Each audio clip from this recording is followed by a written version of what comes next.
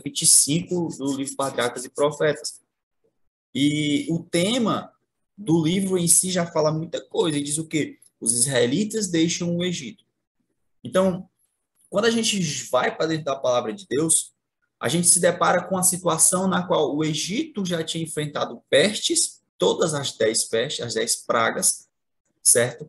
Porém, ainda assim, os príncipes e o rei do Egito não aceitaram a disciplina do Senhor, ou seja, eles endureceram seu coração, eles foram arrogantes e não reconheceram o poder e a majestade de Deus quando tirou o povo do Egito com a sua destra poderosa, certo? Então, quando a gente vem para dentro do conteúdo, aqui na primeira parte do livro, diz assim, ó, atenção nesse versículo, nessa parte do livro, ó. Grande multidão de estrangeiros de todo tipo seguiu com eles quem? Com Israel, com o povo verdadeiro de Deus. Não somente aqueles quem? Israel, que estavam motivados pela fé no Deus de Israel, mas também um número muito maior que desejava apenas escapar das pragas. Olha só o que a irmã Ellen G. White diz. Esse grupo foi um problema constante, uma praga que era a morte dos primogênitos. Muitos egípcios a Deus, ou por temor a Deus. Eles foram aos israelitas porque eles tinham medo, certo? De enfrentar aquilo ali que Deus ia fazer, aquele juízo que Deus ia derramar sobre a terra. Mas olha só, até nisso Deus é misericordioso, porque a Bíblia fala que o Senhor ele sonda os nossos corações, certo? Então, mesmo Deus sabendo que eles não estavam indo até o povo participar da ceia por amor, por prazer, mas por medo do juízo que ia ser derramado sobre o Egito, mesmo assim o Senhor amou aquele povo, certo? Só que o que é que eu quero falar com isso? Muitas pessoas, elas vão aparecer na nossa vida aparentemente como ovelhas, mas que por dentro a Bíblia fala que são salteadores. Como assim, Morel? Muitas pessoas vão aparecer na nossa vida só para atrapalhar, para deixar a sua mente confusa, para deixar você confundindo em relação a qual é a vontade de Deus para a sua vida, qual é a vontade que o Senhor tem para a sua existência, porque todos nós nascemos com uma existência, todos nós temos um propósito de vida. Às vezes o que nos falta é buscar qual é esse propósito da minha vida. Por isso que muitas pessoas vivem tristes, vivem vazias, porque elas não procuram saber qual é o real propósito das suas vidas. E quando você não tem a sua identidade definida, o seu propósito de vida definido, muitas das vezes a gente se perde, porque esse tipo de gente entra na nossa vida, entra muitas vezes na nossa denominação, só para causar confusão. Não por amor a Deus, não por amor a Jesus Cristo, certo? Somente para escapar, digamos assim, das pragas que Deus permite que aconteça na vida das pessoas. Porque muitas vezes, eu já escutei falar que o último chamado, que a dor verdadeiramente é o megafone da voz de Deus, ou seja, Deus vai chamando o cristão com amor, vai chamando com amor, e ele não vem, ele não vem, ele não vem. Aí sabe o que acontece? Deus usa a dor como um megafone da voz dele. Porque, infelizmente, o ser humano, ele está tão endurecido em si mesmo, que muitas das vezes ele só é alcançado se Deus causar uma grande dor na vida dele, como é o caso desse tio meu, que infelizmente está precisando passar por um momento de grande dor para abrir o coração para Jesus Cristo, né? Mas, a princípio, porque o que eu consegui extrair disso? Eu poderia extrair muitas coisas. Esse conteúdo do capítulo 12 e um pouquinho do capítulo 13 e do 15, a gente pode extrair muito conteúdo disso. Mas só que eu quero falar um pouco sobre o caráter de Deus. E dentro do caráter de Deus, eu gosto muito de analisar os evangelhos, principalmente, para ver como Jesus se comportava, como ele agia, como ele conduzia as situações, como ele tratava as pessoas, porque, querendo ou não, nós somos cristãos, pequenos cristos, e se nós somos pequenos cristos, nós temos que ser imitadores de Deus, porque a palavra de Deus fala sede santos como o vosso Pai é santo, como o nosso Deus é santo, certo? E com isso eu quero entrar no primeiro tópico, que é o que? O cuidado, o zelo de Deus. E com isso vamos ler Gênesis 13, certo? O verso do 20 ao 22. Por favor, aqueles que puderem, para a gente poder ver um pouco do cuidado de Deus, do amor de Deus para com o povo de Israel. Mesmo que um povo afastado há 430 anos exatamente, afastado de Deus, afastado da comunhão com Deus, o Senhor teve misericórdia desse povo e deu a eles uma nova oportunidade de serem livres. Tendo, pois, partido de Sucote, acamparam-se em Etã, à entrada do deserto. O Senhor ia adiante deles durante o dia numa coluna de nuvem, para os guiar pelo caminho, e durante a noite numa coluna de fogo, para os alumiar, a fim de que caminhassem de dia e de noite. Agora preste atenção no verso 22. Nunca se apartou do povo a coluna de nuvem durante o dia, nem a coluna de fogo durante a noite. Então, sabe, o cuidado que Deus demonstrou quando existia de dia uma coluna de nuvem, à noite uma coluna de fogo, que aquelas duas colunas nunca se apartaram do povo, porque nós sabemos que essas colunas é uma representação da presença de Deus no meio do povo dele, certo? Agora, eu vou em Salmos, capítulo 37, quem quiser acompanhar, fica à vontade. Salmos 37, diz assim, ó, Salmo 37, verso 18 e verso 19. Diz assim a palavra do Senhor. Salmos 37, 18 e 19. Isso. Salmos 37, 18 e 19 diz assim: O Senhor conhece os dias dos íntegros, a herança permanecerá para sempre. Não serão envergonhados nos dias do mal, e nos dias de fome se fartarão. Ou seja, a Bíblia relata que o Senhor conhece o caminho dos íntegros. A Bíblia relata que nós não seremos envergonhados, que no dia da fome a gente se fartará. E isso demonstra o cuidado de Deus, o zelo de Deus para com o povo dele. Sabe, eu me lembrei agora de um verso que diz assim: ainda que a mãe esqueça de amamentar o seu filho, eu, o Senhor, jamais se esquecerei de ti. Então, a gente percebe no decorrer da caminhada que eles tinham, sim, o cuidado de Deus direto na vida deles, momentaneamente, diariamente na vida deles, certo? Então, o segundo ponto do caráter de Deus que a gente pode extrair desse capítulo, ele era um Deus protetor. Ele é ainda hoje um Deus protetor, certo? Ele demonstra que nós podemos ter confiança e segurança nele. Como eu estava ouvindo aqui, muitos que estão aqui na sala, muitos que entraram, muitos que já saíram, passam por momentos de dificuldade, por momentos de extrema adversidade. Muitas vezes a gente não entende, na verdade, por que a gente está passando tudo aquilo, e de fato você não vai entender. Porque muitas lutas que nós enfrentamos hoje serão motivos de testemunho para outras vidas amanhã. Lutas que nós passamos hoje são experiências com Deus que Deus está permitindo que a gente tenha para a gente servir de testemunho lá na frente para a vida de outras pessoas, certo? Então, o segundo tópico é que Deus, ele é um Deus protetor. Em Êxodo 14, 13, versos 13 e 14, capítulo 14, certo? De Êxodo, versos 13 e 14. Diz assim, ó: Porém, todo o primogênito da jumenta resgatarás com o cordeiro. Se o não resgatares, será desnudo. Mas todo o primogênito do homem entre os teus filhos resgatará. Quando o teu filho amanhã te perguntar: que é isso? Responder-se-lhes: o Senhor, com mão forte, nos tirou da casa da servidão. Certo? Então, o verso 14, ele deixa bem explícito a proteção de Deus, a segurança de Deus. Porque quando o anjo da morte passou em todo o Egito, matando todos os primogênitos, Deus mostrou proteção, Deus mostrou cuidado, Deus mostrou zelo, Deus mostrou segurança para com o povo dele.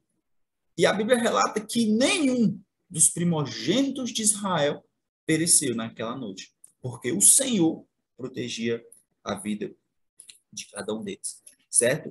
E em Salmos, falando ainda sobre a proteção de Deus, Salmos 40, versículo 1, salmo bem conhecido de alguns, certo? Salmos 46, versículo 1, 46, Salmo 46, versículo 1. Diz assim, ó, a palavra do Senhor: Deus é o nosso refúgio e fortaleza, socorro bem presente nas tribulações. Sabe? Imagina aí, eu gosto de trabalhar, quando eu vou ministrar a palavra, entrando dentro da história. Se imagine aí. A Bíblia relata que alguns israelitas viram de longe a armadura dos soldados egípcios brilhando no sol, brilhando em meio ao deserto. E aí o povo começa a se apavorar, entre na história, escute, entre na história. E o povo começa a se apavorar e olha para frente um mar, olha para a esquerda montanha, olha para a direita montanha.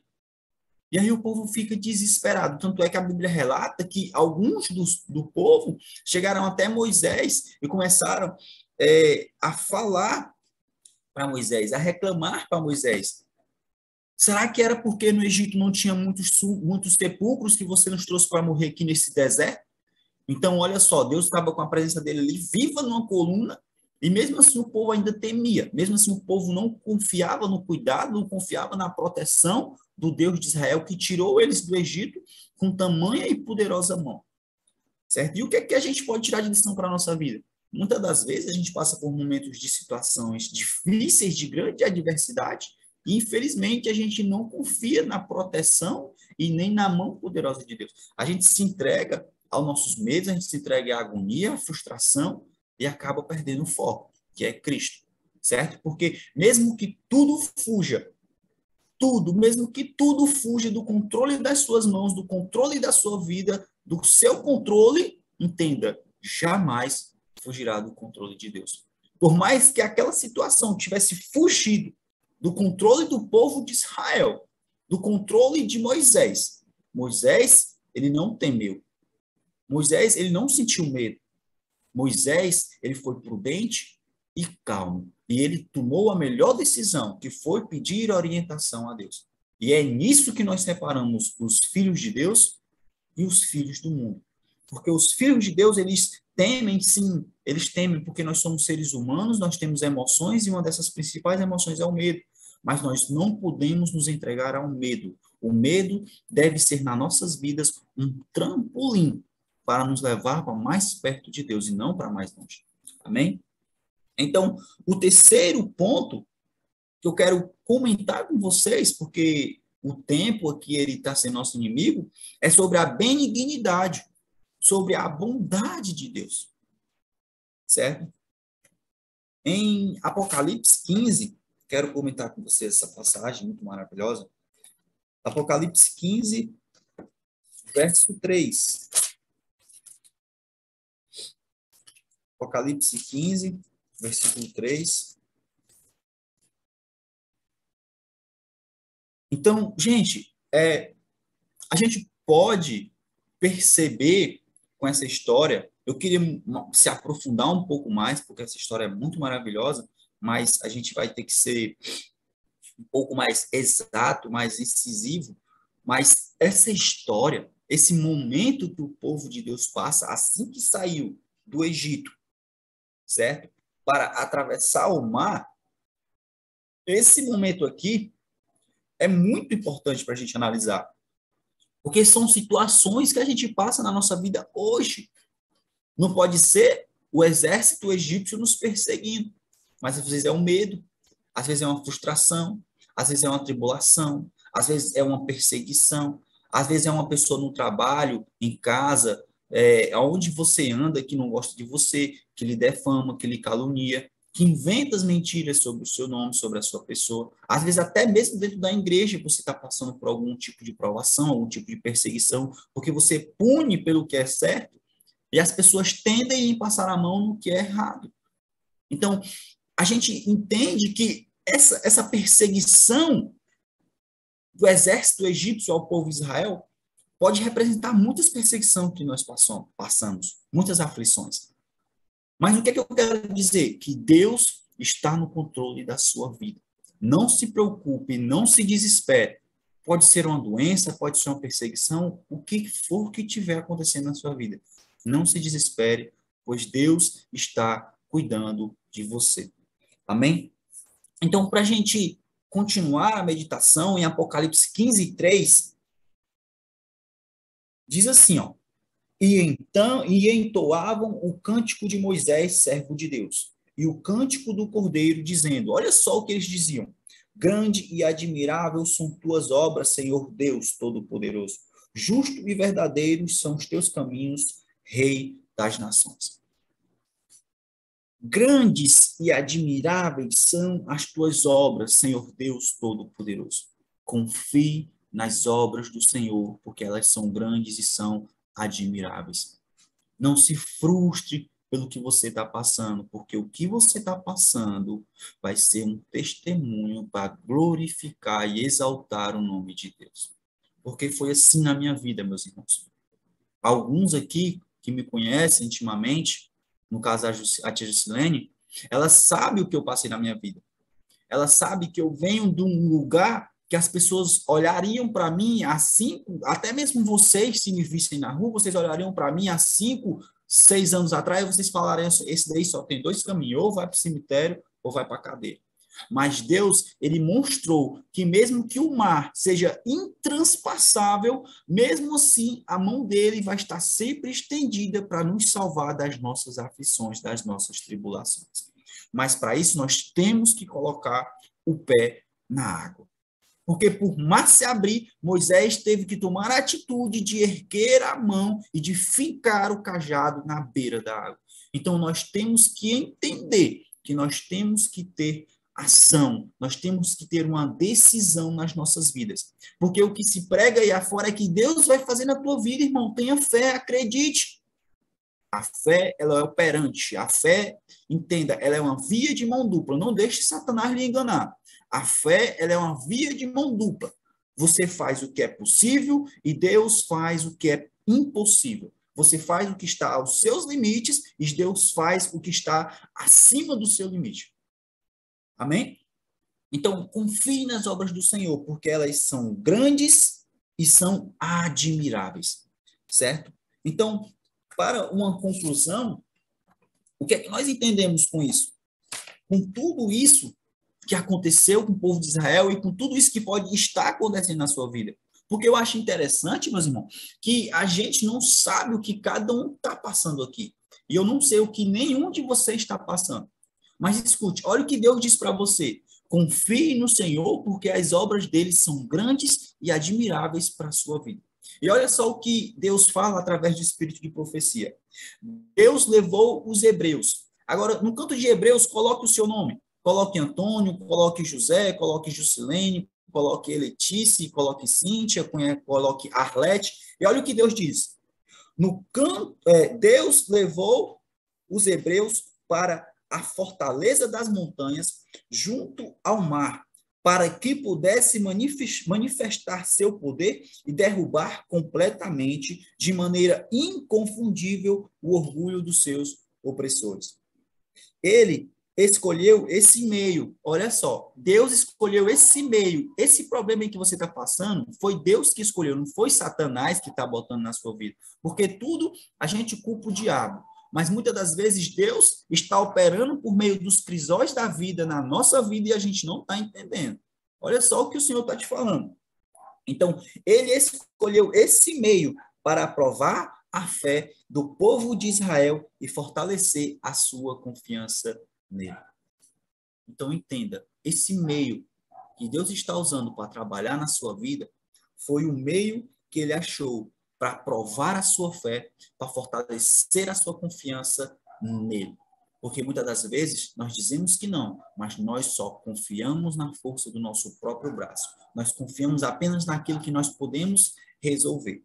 Certo? Então, essa foi a conclusão. Deus permitiu que o povo de Israel passasse aquelas dificuldades para que o povo de Israel entendesse que era Deus provando a fé deles, que era Deus alimentando e fortificando a confiança do povo para com ele, para com Deus, certo? Então, para continuar, certo?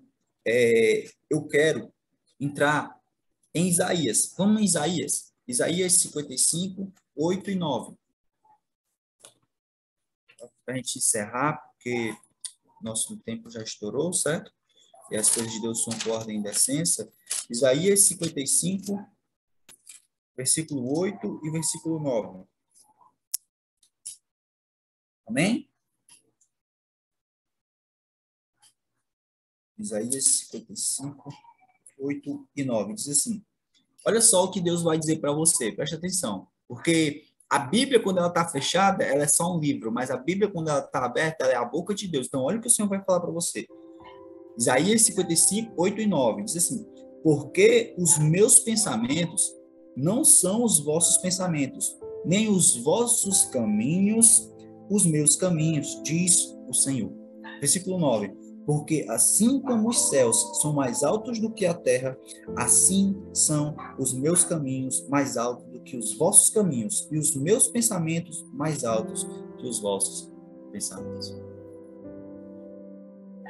Então, com isso, eu preciso que você acredite que o que você está passando é para que a sua fé seja fortalecida, é para que a sua confiança seja fortalecida em Deus. Não se deixe levar por aqueles pensamentos sorrateiros que o inimigo lança na sua mente. Sabe, você pode muito bem não receber esses pensamentos na sua mente. Quando você vê que são pensamentos altamente destrutíveis contra a sua vida, pensamentos de incredulidade, pensamentos de desconfiança, você pode falar para a sua própria mente dizer, cancela. Por que, irmão? Eu cancela, não estou entendendo. Porque você não precisa receber isso que a sua mente está lhe entregando, certo? Porque a nossa mente, meus irmãos, infelizmente, ela é o nosso maior inimigo, tá bom? Então, confie em Deus, entregue o seu coração nas mãos de Deus e olha só o que o Senhor vai te dizer para a gente encerrar. A fé é insistente, corajosamente em avançar. A fé é insistente e corajosa em avançar. O caminho pelo qual Deus nos guia pode se estender através do deserto ou passar pelo meio do mar, mas é um caminho seguro. O salmista diz o quê? Ainda que eu passe pelo vale da sombra da morte, não temerei mal algum, porque o Senhor estará comigo. Então, acalma o teu coração, certo? Hoje é o segundo dia da semana e confie no Senhor, tá bom? Entregue a sua vida ao Senhor, entregue os seus problemas na mão de Deus, deixe Deus conduzir a sua vida, confie nele, acredite nele, porque ainda que os seus caminhos, você esteja passando por um deserto, Deus está com você. Ainda que você tenha que atravessar o mar, você vai passar o mar e vai passar pelo mar em terra seca, tá bom? Então não deixe que as suas dificuldades sejam maior que o seu Deus, mas mostre para as suas dificuldades que o seu Deus é maior do que elas, tá bom? Posso fazer uma breve oração com vocês? Amém? Oremos. Soberano Deus e eterno Pai, Senhor Jesus Cristo de Nazaré, meu Deus, neste momento, Senhor, pelas horas que são, meu Pai, eu quero te pedir, Senhor, que o dia dessa pessoa que está do outro lado escutando seja totalmente, Senhor Jesus Cristo, transformado pelo poder da tua glória.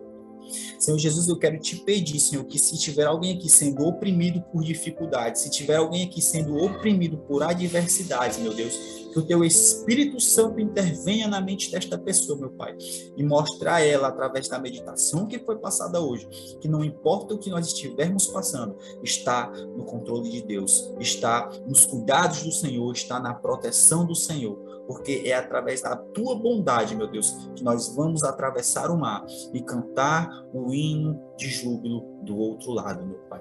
Porque o Senhor nos chamou para sermos vitoriosos e não para sermos derrotados. E a vitória que nós temos é de ter o Deus Criador do céu, da terra e do mar ao nosso lado, nos ajudando em todo o nosso caminho. É Ti, Senhor Jesus Cristo, eu te agradeço por esta meditação, que essa meditação, Senhor, possa ter alimentado o coração das pessoas que estão aqui, em nome de Jesus. Amém.